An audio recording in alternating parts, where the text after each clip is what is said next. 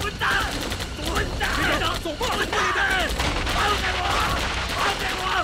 混蛋！放开我！啊！混蛋！队长，老子一定要替兄弟们报仇！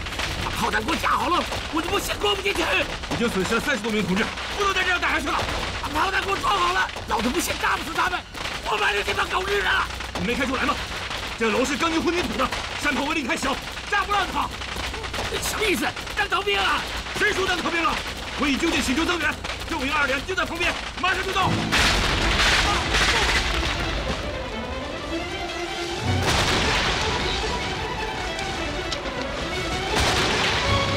这边，快！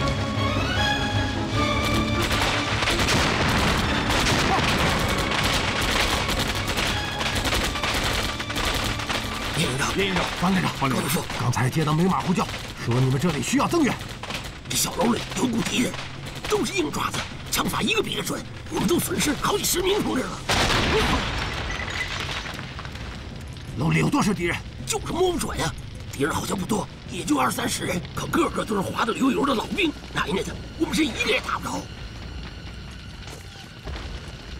嚯，好家伙，连山炮都搬来了！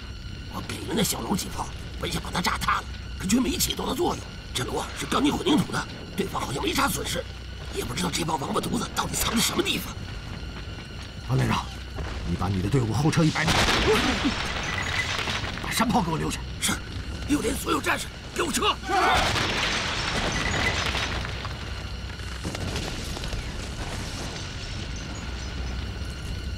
双阳，听方连长的话，这楼里的敌人不好对付啊，我们该怎么办？这些人藏身隐蔽，不急不躁，碰到硬手了不好办。你想怎么打？先探探虚实再说。2连长郝大刚，连长，你带几个老战士去探探虚实，一来看看对方的火力，2来搞清楚火力点的分布。是。李仲实、王文学、张二将跟我来。是。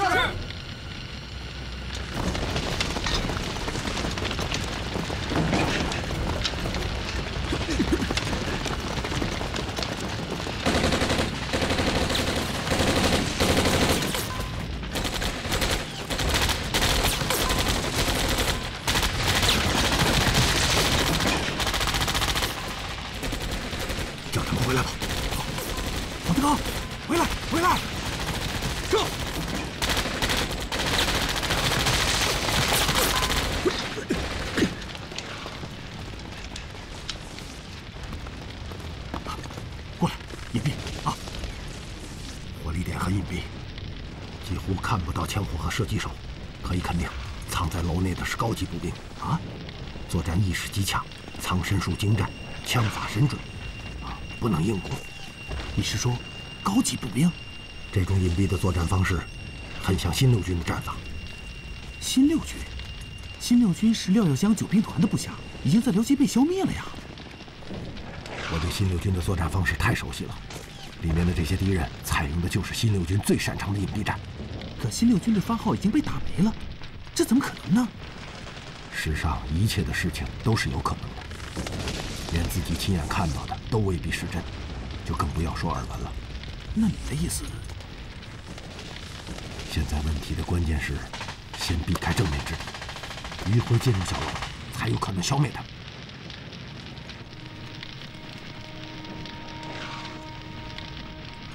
你看。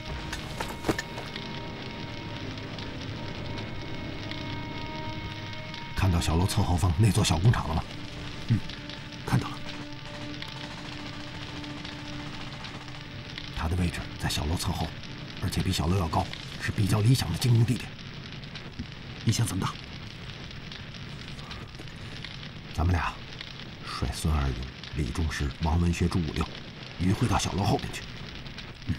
郝德刚，你带领其他同志在这里配合我们。好，营长，你说吧，怎么配合？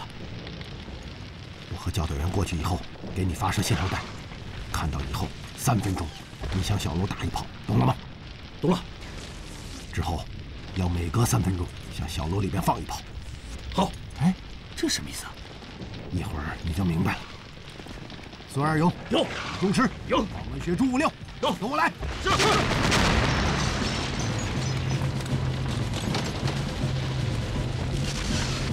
装弹是。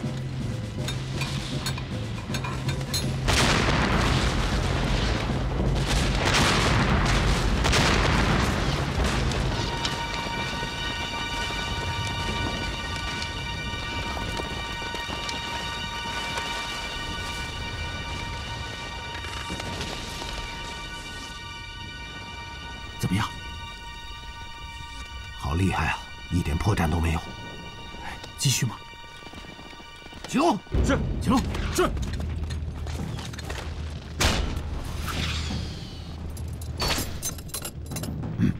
快。是。固定过江龙。是。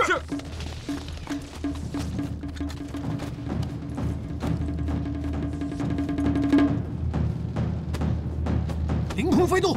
是。发射信号弹。是。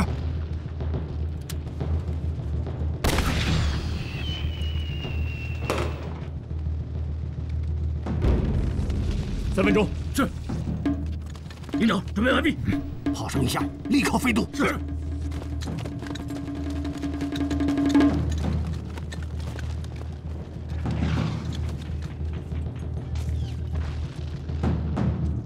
放。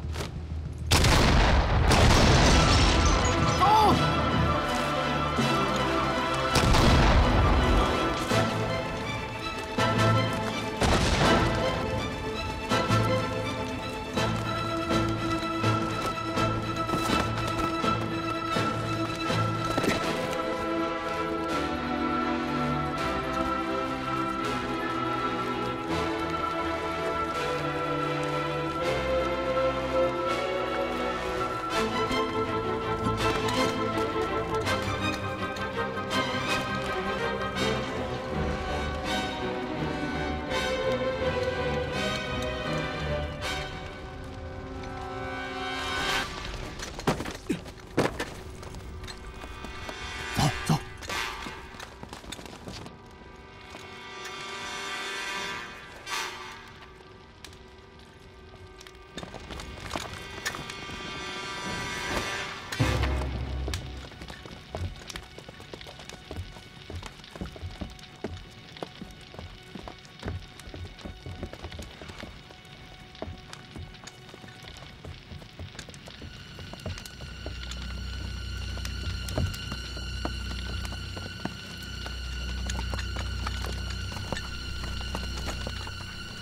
3分钟以后炮击，我先去探探虚实。小心。走走。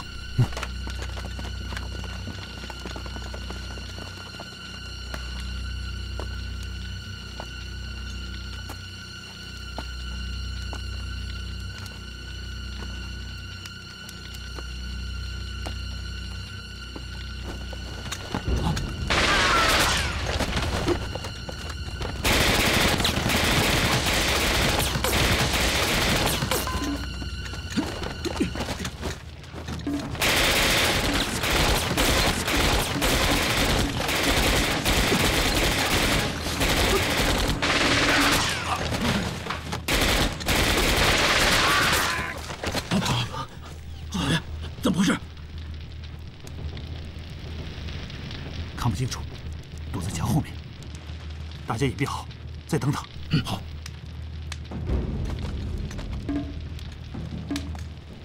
别动。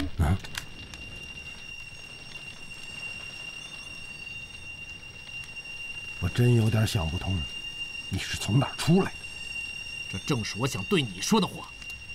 看起来，我们俩人都很吃惊。哼，对于我来说，吃惊已经是刚才的事情。你马上就要死了，我不需要再疑惑。据我所知，已经快到3分钟了。你说什么？哼，不要妄图拖延时间。虽然你很厉害，但我不会给你任何机会。放！我不需要你给我机会，我早已经给自己准备了机会。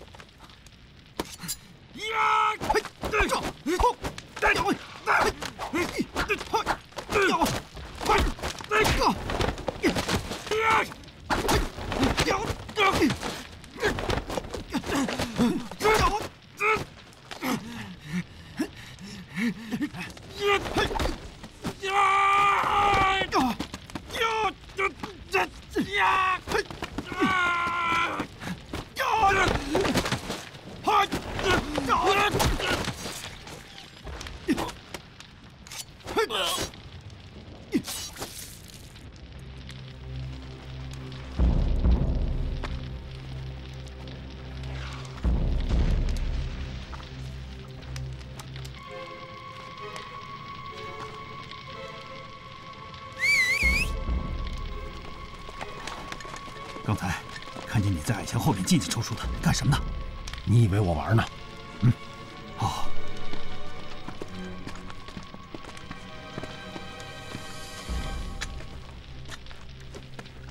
你们看，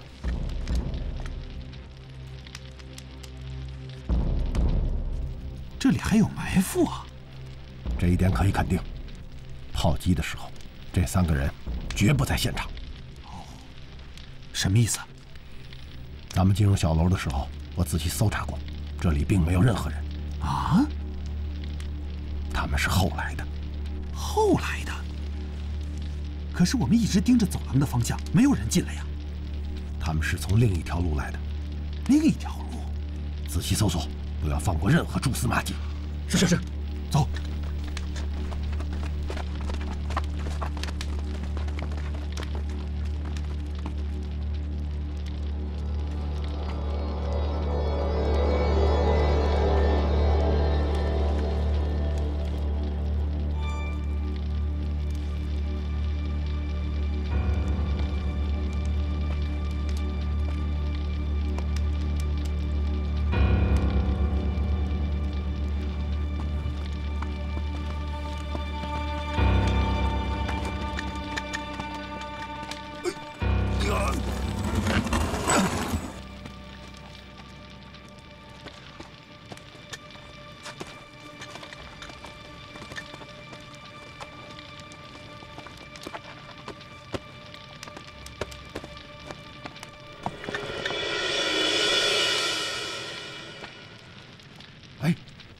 你们看，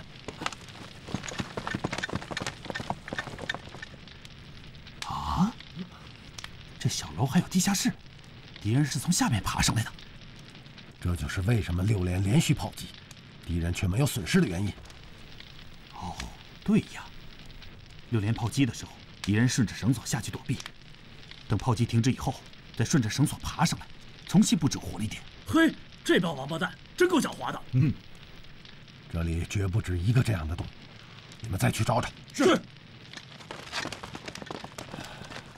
仅从这一点就能判断出，这底下的敌人一定是新六军的高级步兵。营长，江组员。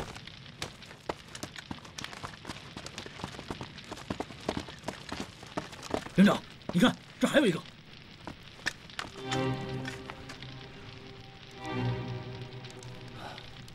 从我身后出来的敌人，就是从这里上来的。哦，营长，这儿有。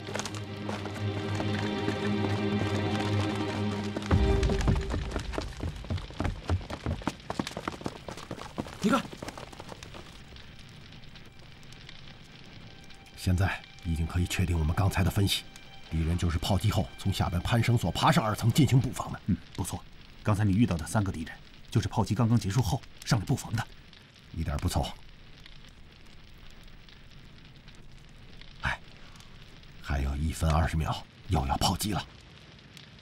怎么了？你说呢？啊，我明白了，守株待兔，真有你的啊！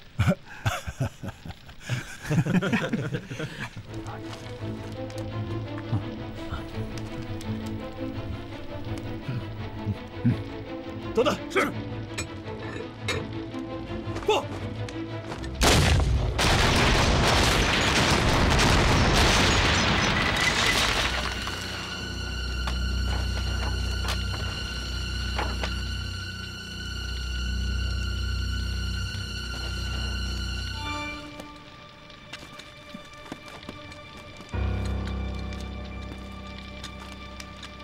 小队长，小队长，小队长，小队长！班长，怎么了？奇怪，咱们小队长他们都不见了。会不会见势不妙逃走了？应该不会吧？跑出去能怎么样？还不是个死。走，出去看看。嗯。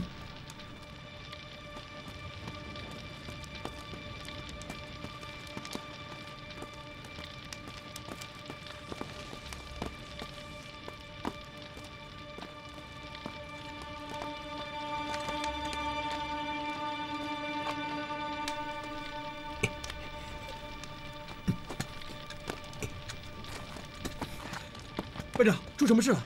小队长他们不见了。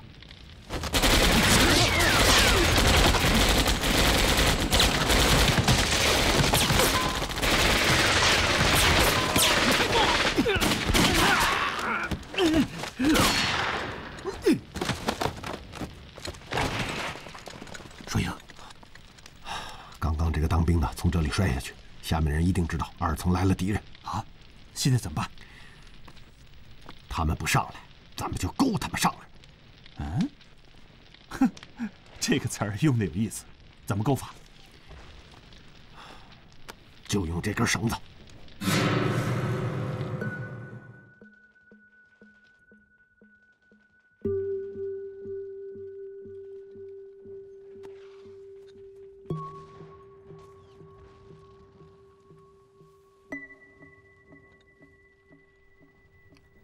上面有敌人啊！可他们是怎么进来的？这件事现在已经不重要了，重要的是小队长胡云芝和他带上去的5个兄弟，全都被他干掉了。啊？什么？这还看不出来吗？已经上去了6个，却1个也没有回来。胡少尉是突袭战的大高手，更是咱们西路军的格斗王，谁能杀得了他？是呀。能够无声无息进入小楼的人，绝非等闲之辈。我们遇到对手了。那咱们现在怎么办？我带2个人到地下室，你们守在这里，记住，绝不要主动出击。只要耐心等待，他一定会下来的，而且一定是这里。立刻隐蔽，只要有人出现，马上干掉他们。是。来了，立刻隐蔽。是。立刻隐蔽。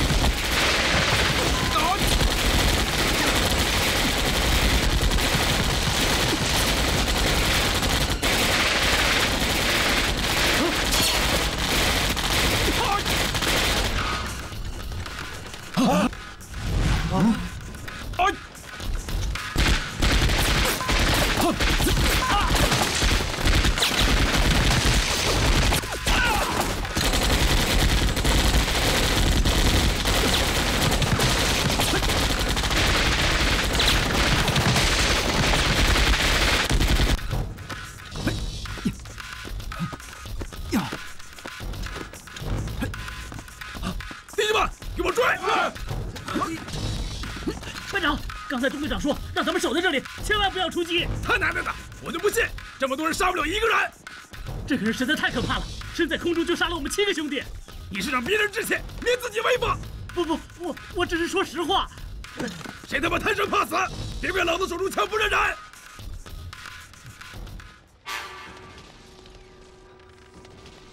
不能从这上去，他一定在上面等着咱们。所有人组成战斗队形，跟我来。是。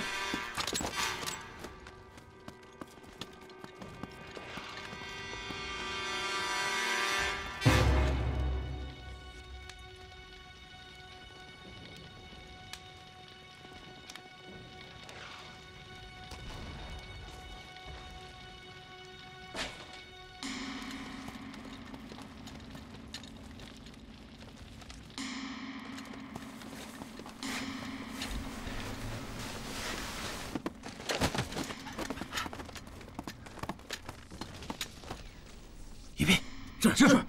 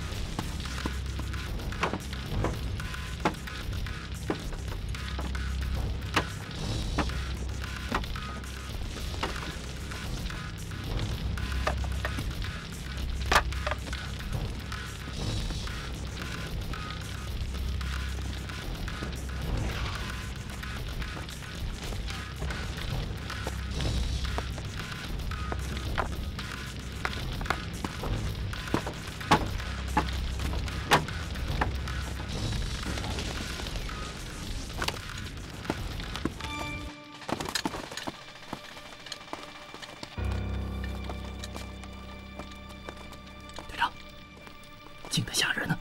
别说话，注意观察。是。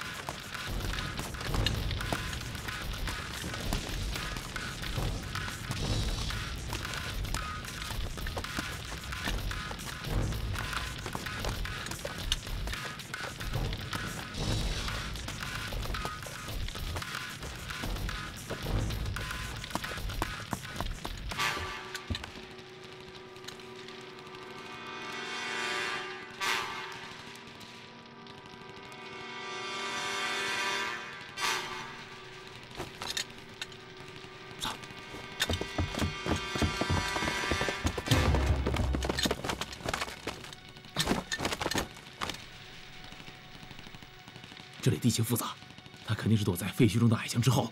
大家精神点。是，上。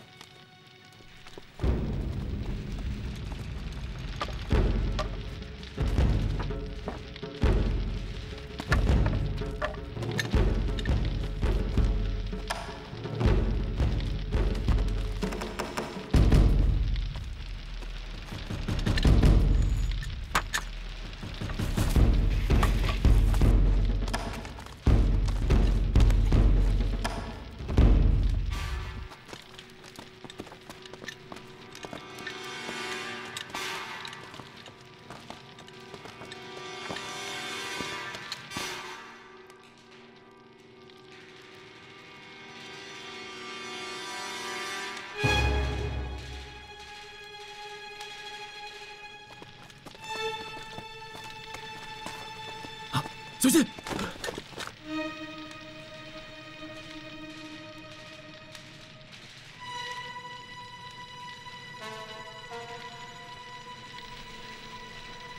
班长，怎么了？你们看，你们掩护我。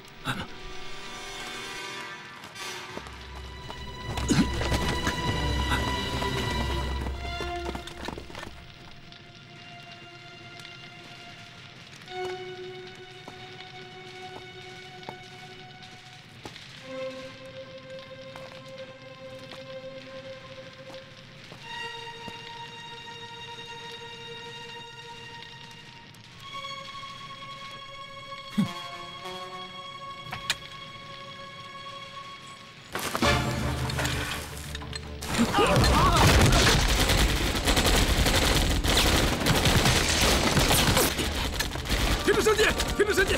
在打什么？这哪有人呢？班长，怎么了？什么情况？奶奶的，中了他埋伏了！啊！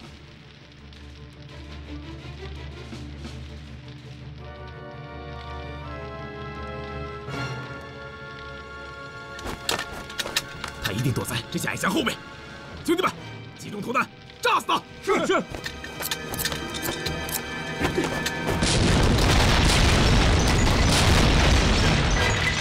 仔细搜索。是。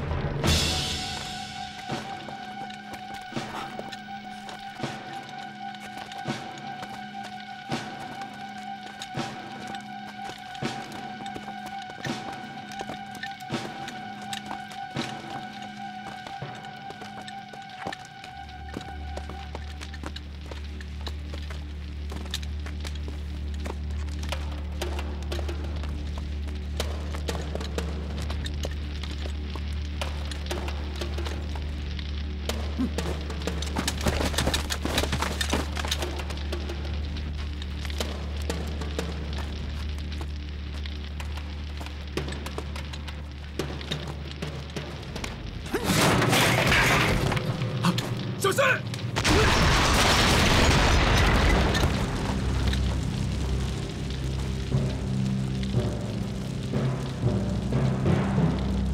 他在前面，开枪！开枪！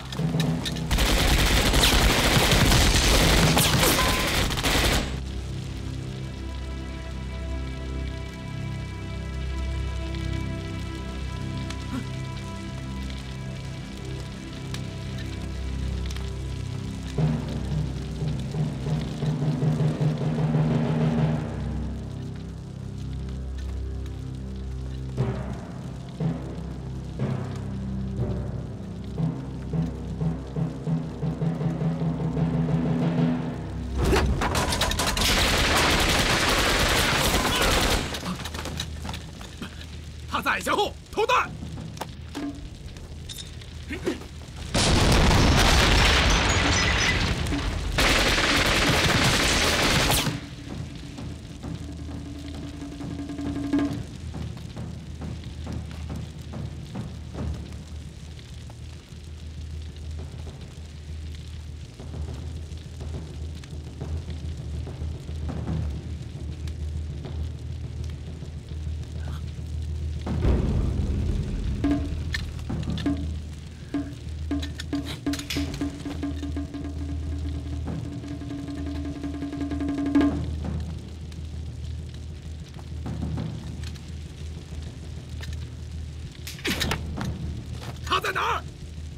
到底在哪儿？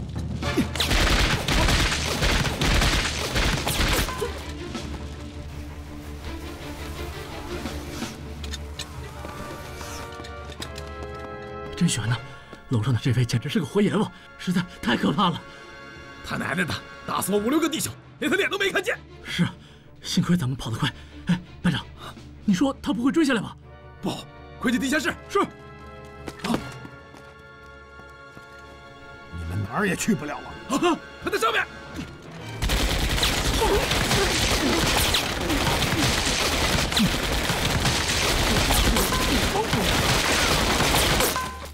怎么，没想到吧？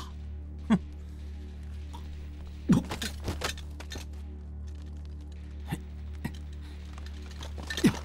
顺英，怎么样？上边都解决了，加上这2个，一共13个。哦，算起来大概有19个了，应该差不多了吧？嗯。啊？你的意思是地下室还有？没听到他们刚才说的话吗？要到地下室去，这就说明地下室一定还有后援。哦，把你们的手雷给我。好，好。顺英，你一个人行吗？我跟你去吧。嘿嘿，加上你啊，多了个累赘。笑什么笑？至于吗？我有那么差吗？我好歹也是记过大功2次呢。司令员早就说过，咱们营长是个人英雄主义，谁也帮不上他。个人英雄。孙二勇，你去通知郝大刚，让他停止炮击。是。你啊，带着孙二勇、李忠实守住洞口，一旦有人出来，立刻抓捕。是。好，走。朱五六，清理现场，看看有没有漏网的敌人。是。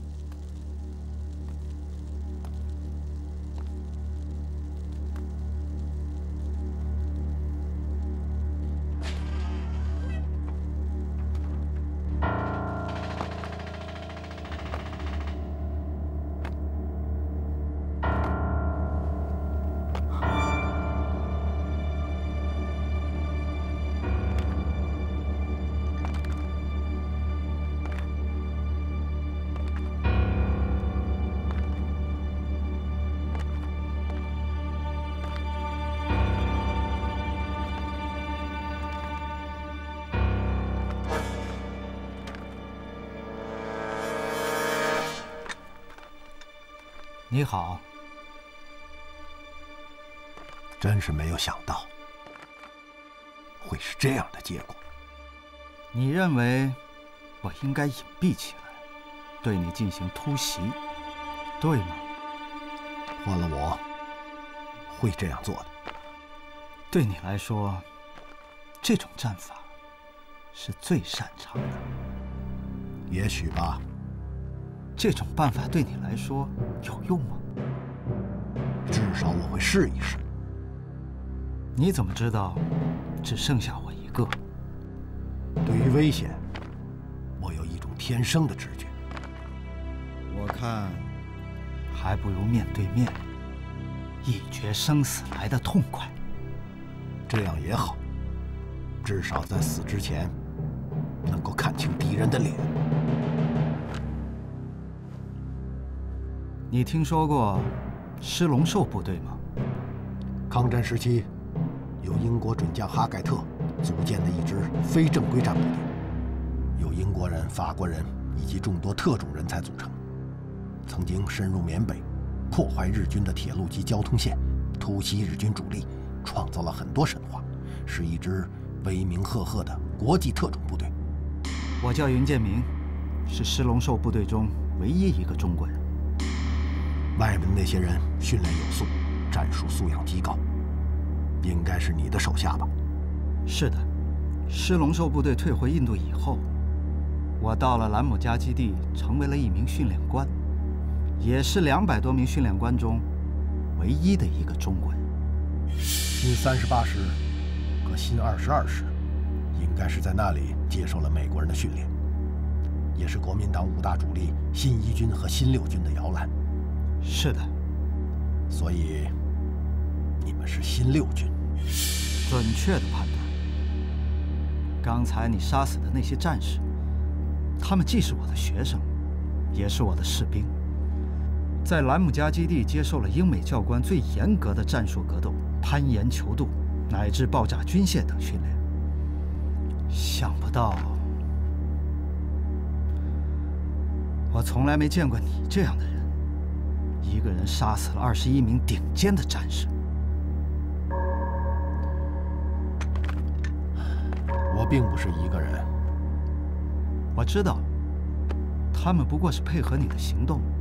这些人身上没有杀气，所以我感觉不到他们。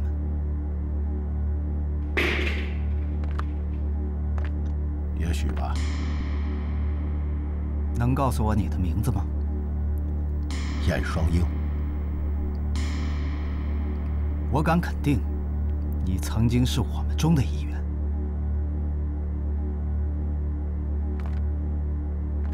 你的判断出了错误。你没有在国外训练过。我的老师是黑夜。黑夜？黑夜是另一个世界，他的一切都和白天不同。是黑夜叫我懂得了什么是危险。一个人只有懂得危险的时候，他的命才会长一些。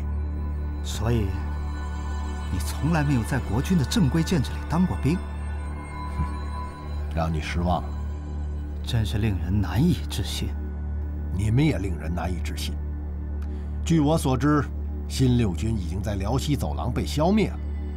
你们为什么会出现在沈阳？该说的话已经说完了。最后的时刻来到了。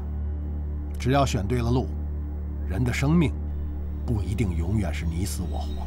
可是为了荣誉，有时我们的选择往往与常人相反。既然你这么说，那我就不再劝你了。哼，死的人并不一定是我。当然，任何事情都有可能发生。和你谈话很愉快。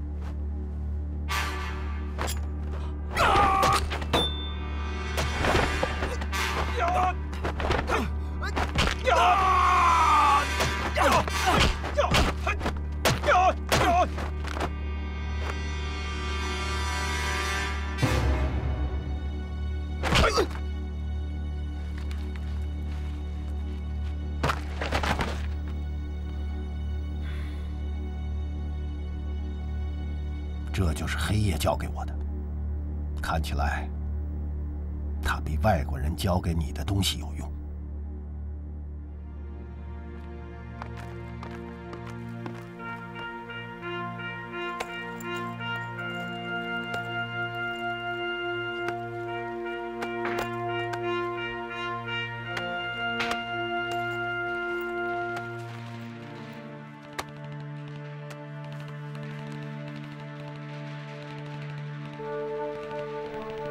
云建明。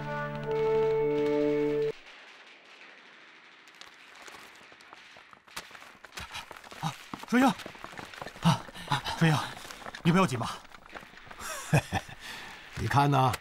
啊，看你德行，你也死不了。刚才上面听到了一声惨叫，怎么了？这是他的军官证。好家伙，是个少校啊！弟兄们，把他捆起来。是。刚刚在这个皮包里找到了几封电报，是第9兵团司令官廖耀湘与天津一个什么叶师长的通电。前几天听总部首长说起，咱们部队啊，下边将要在平津和华北西部有大动作。如果这些东西真的跟天津有关，那可就非常重要。你这个天津人，天天想着打回老家去。废话，谁不想家？哎，这儿的仗可没打完呢啊，就想着别处，这叫吃着碗里的，看着锅里的。你打仗不腻呀？嘿嘿，我就是为了打仗生的，要是不打仗，还真不知道干什么去。你这家伙！行了，少废话吧，赶紧啊，把这个皮包和那个俘虏送到纵队司令部，交给司令员和政委。好，我立刻去。哎，等等，啊，又怎么了？把这个皮包里的文件上用红笔标注，请首长重点阅看。呵，好家伙，你一个小营长，竟然要操纵纵队首长，你吃了雄心豹子胆了？嘿嘿，老伙计，这你就不懂了。这叫替首长找到重点，节省首长的宝贵时间。你呀，总有话说。行了行了，别耽搁，赶紧去吧。好，你们两个押上俘虏，跟我去司令部。是。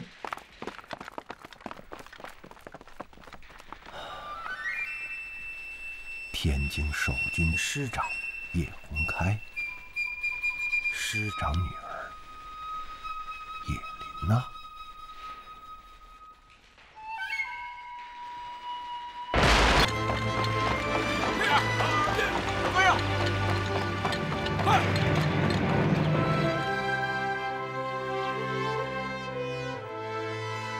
刚刚我提到那个叫云建明的，就是这个人。这个对我们来说非常有用，我们可以利用这一点，和手里得到的信息打入国军内部。哎，教导员，校长，我带回来了2位同志，你给安排一下住处。是啊。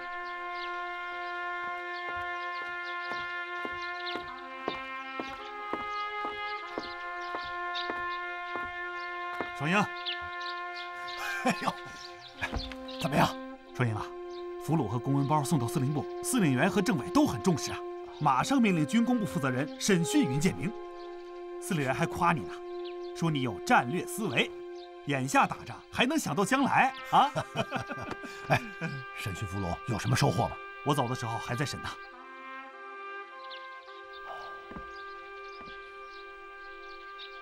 哎，我说，你想什么呢？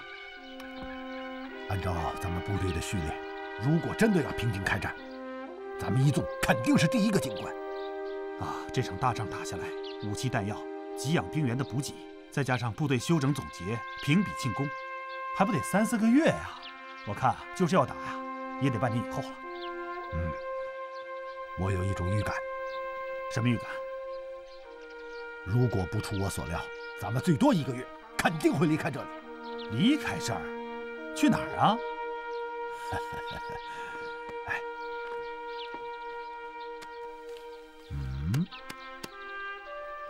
这不，报告，什么事儿？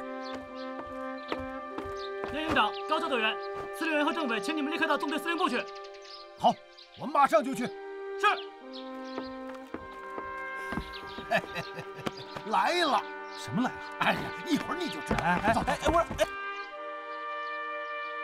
这个人叫云建明，新6军特勤处的科长，是个少校。别看他官阶不大，却是个很关键的人物，很可能起到重大的作用。进来。司令员，政委。特务营营长燕双鹰，教导员高进前来报道，请首长指示。好啊，我们的战斗英雄来了。双鹰，小高，坐吧。坐。双鹰啊，这些东西，还有那个新六军的俘虏云建明非常有用啊。你这个老侦察员，给我们送来这些东西，谢谢政委，不是没有用意吧？首长，也没什么特殊的用意。咱们平常截获国民党的高级军官、通信通电、俘虏营级以上的军官都要送纵队司令部，这是规定啊。规定是不假，可你在公文袋上用红字标注着“请首长重点阅看”的字样是什么意思啊？咱们部队里可没有这样的规定啊。是有点用意。哦，说来听听。司令员，听说咱们马上要在平津地区有大的动作，不知道真的假的？是有这么回事儿。对，你继续说。从这几封电报中不难看出，发电报的叫叶洪开，是国民党天津某守军的师长，和廖耀湘是好朋友。廖耀湘在最困难的时候，仍然派出精锐小分队前去保护他的女儿，说明二人的关系非同寻常。而且据我所知，这个叶洪开在军中的地位非常高。不错，我觉得咱们应该抓住这条线索，善加利用。这对于平津甚至天津地区的战前侦察任务会起到意想不到的作用。好，不愧是老东总的侦察之王，判断敏锐准确，说的一点不错。军委决定，在平津地区发动大规模战役，彻底解放北平、天津、绥远、河北等地。目前，纵队已经接到东总的命令，提前结束休整。我们一纵作为先头部队，将于22日前出发。我们的任务是分割京津两地的敌人联系，协同兄弟部队包围天津，为进攻天津做好准备。这22号出发，还有10几天了。可是首长，大战刚刚结束，兵员给养都来不及补充啊！这是毛主席党中央高瞻远瞩，东野主力提前入关，与华野主力会合，集中优势兵力，彻底歼灭平津、绥远一带的国民党主力部队，解放平津。这样的作战布局既出乎敌人的意料，又使我们具有绝对的兵力优势。因此，一切要从大局出发，兵员给养能补则补，没有时间就以后再补。明天司令部就要向各师团发出战前动员。双阳，又让你给说对了。通过审讯云建明，我们了解到，发电报这个叶洪开是天津警卫区的副司令，301师师长，天子门生，实力派人物。他与廖耀湘是黄埔一期同学，莫逆之交。电报中提到的林娜是叶洪开的女儿叶琳娜，今年22岁，毕业于美国斯坦福大学，是个典型的留洋派，性格开朗，有些任性。叶洪开的301师负责整个天津市的外围守御，包括人员、布防、碉堡、工事等等，管辖范围很大。陈长捷虽然名义上是天津守备司令，但是叶洪开、冯伟筹、侯静茹这些人都是老蒋的嫡系，根本不把陈长捷这个司令长官放在眼里，因此这些人在天津的势力一点也不比陈长捷这个司令官小。司令员说了这么多，其实是想说明，如果能够设法接近叶洪开，便可以顺利地打入敌人内部，利用叶洪开的关系，摸清整个平津地区敌人的动向，以及敌人在天津的兵力部署、外围碉堡工事构建等情况，为大军进攻天津做好准备。请首长指示。不用我指示，你恐怕早就想好该怎么办了吧？什么都瞒不过司令员。说说看，这廖耀湘发给叶洪开的电报中说，他派遣新六军特勤处特训科科长云建明率领他的手下组成小分队，前往丰城，救出叶洪开的母亲和他的女儿叶琳娜。我想，我和高进率10名经验丰富的战士，假扮成云建明和这支小分队，前往丰城，救出叶母和叶琳娜，护送他们回到天津，趁机打入敌人内部，见机行事，设法搞到敌人的兵力布防和碉堡工事图。怎么样？我就说嘛，他一定已经抢在我们前头了。是啊，果然不愧是得过10几枚奖章的老侦察英雄啊！好家伙，我说你整天沉着个脸，若有所思的，感情是想这件事儿呢啊？切，首长，您看这个计划能行吗？行，能行，与我们的想法完全一致。真的啊！刚才你们进门之前，我和司令员正在商量如何协助你们完成任务。哎呀，太好了！目前虽然9兵团司令廖耀湘已经被捕，但辽西决战还没有完全结束。目前包围丰城的正是我们1纵103师的306团和217团一部，被围的是国民党暂3师815团，团长郭大陆。刚刚我已下令，主攻团暂不发起总攻，等候我们到达。正是。燕双英同志，命令如下。请首长指示。特务营立刻出发，以强行军的速度赶到丰城。我已命令主攻丰城的部队将城北的包围任务移交给特务营。你们到达后，立刻接管城北的包围任务，明白了吗？首长的意思是，特务营在城外协助我们行动。我们化妆以后，从城北秘密进入丰城，而后带着叶琳娜从城北突围。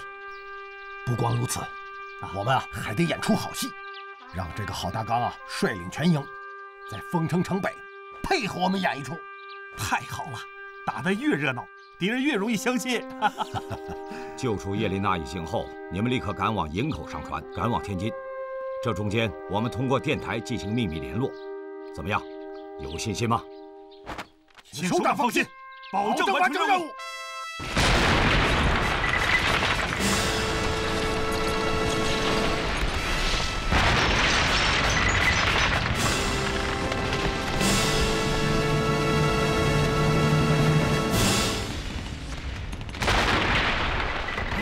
你听听，周围打得多热闹，枪声跟炒豆似的。我是真不明白，东西南3面都发动了进攻，只有咱们在这闲着，干嘛呀？等雷劈呀！是啊，谁不窝火了？说有什么用？这是上级的命令。不让打仗，这叫什么命令嘛？哎呀，我听连长说呀，咱们纵队有紧急任务，要咱们交割防务呢。什么？交割防务？那咱们干什么去？回家养孩子去？哎，不要说话，连长来了。连长，坐吧。他们怎么还没来？特首长指示，总共12点开始，特务营于11点左右解放。还有10分钟就11点了。连长，指导员。叶营长。我不是叶营长，我是特务营副营长郝大刚。叶营长另一任务。是，郝副营长，阵地全长1里，宽3里，正面是丰县城北。现在阵地全部移交给你们。连长同志，接受你的移交。下命令，3连立刻撤出战壕。是，3连撤出战壕。3连撤出战壕。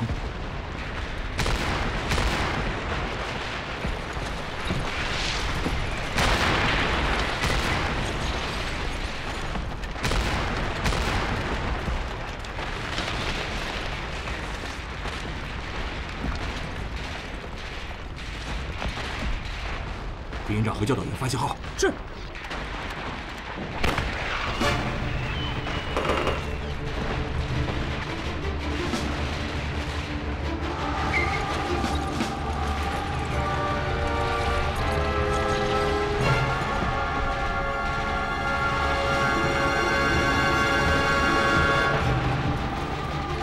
营长，怎么样？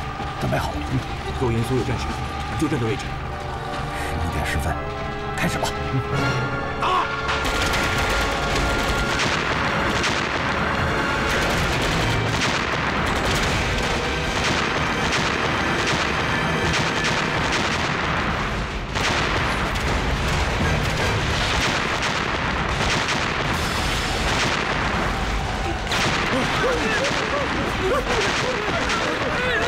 国军从这里进攻，快过来！是，过来。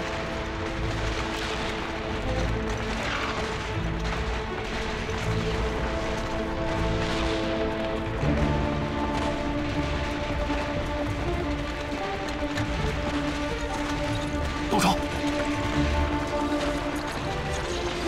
射击！